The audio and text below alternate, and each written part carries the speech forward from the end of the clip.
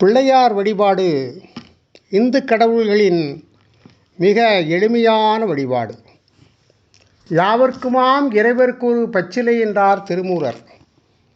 அருகம்புல்லை கொடுத்து பிள்ளையாரை வழிபட்டாலே நமக்கு போதுமானது.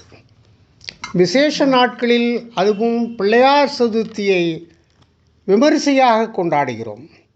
இந்துக்களின் முக்கியமான பண்டிகை, தமிழர்களின் முக்கியமான பண்டிகை. விநாயகப் பெருமானுக்கு விநாயகர் சதுர்த்தி என்று படைக்கப்படும் நிவேதனப் பொருட்களுள் மோதகம் அல்லது கொழுக்கட்டை என்பது முக்கியமானதாக விளங்குகிறது.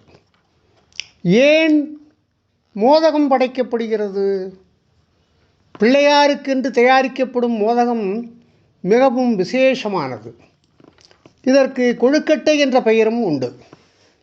வெண்மையான வெள்ளை மாவினுள் தேங்காய் வெல்லம் கலந்த பூரணத்தை வைத்து தயாரிக்கப்படுகிறது.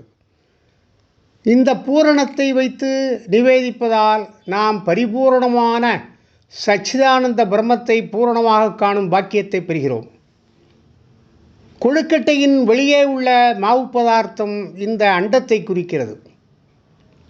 அதற்குள் மறைந்துள்ள பூரணம் பிரம்மம். இந்த தத்துவத்தை உணர்ந்தவர்கள் ஞானிகள்.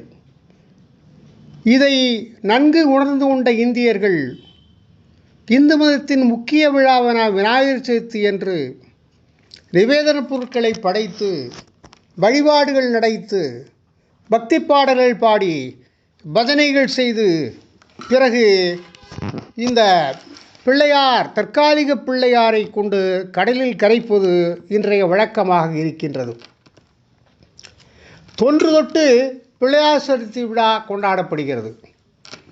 பல சிறிய கோயில்களெல்லாம் பிள்ளையார் கோவிலாகவே இந்துக்களால் கட்டப்பட்டிருக்கின்றன.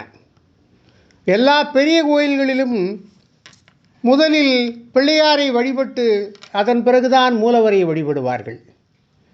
பிள்ளையாரை ஒருமுறை சுற்றி வர வேண்டும். கொழுக்கட்டையின் மேல் பகுதியில் உள்ள வெள்ளை மாவு தூய்மையையும் உள்ளே உள்ள இனிப்பு பூரணம் பூரண வாழ்வையும் தரும். மோதகத்தை வைத்து வழிபட்டால் நம்பியவரை காப்பாற்றுவான். விநாயகரின் 5 கரங்களும் 5 தத்துவத்தை விளக்குகின்றன. பாசம் ஏந்திய கை படைத்த தொழிலையும், தந்தம் ஏறிய கை காத்தல் தொழிலையும், அங்குசம் ஏந்திய கை அழித்தலையும், மோதகம் ஏந்திய கை அருளையும், தும்பிக்கை மறைத்தலையும் குறிக்கும். மோதகத்தின் பெருமையை அறிந்து வசிஷ்ட முனிவரின் மனைவி அருந்ததி முதலில் பிள்ளையாருக்கு படைத்து வழிபட்டார். பிள்ளையார் வழிபடுவதனுடைய முக்கியத்துவம் ஔவையாரால் சொல்லப்படுகிறது.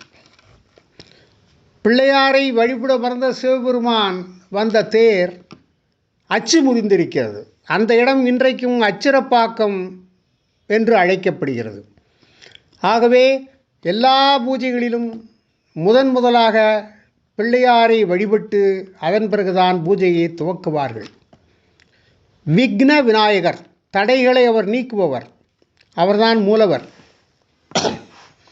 ஔவையார் விநாயகர் அகவல் என்ற பாடலை பாடியிருக்கிறார். இந்த விநாயகர் அகவல் சீதக்களவச்சந்தாமரை பூம்பாத என்று ஆரம்பிக்கிறது. வித்தக விநாயக விரைகடல் சரணே என்று முடிகிறது. எளிமையான தமிழ்ப்பாடல்.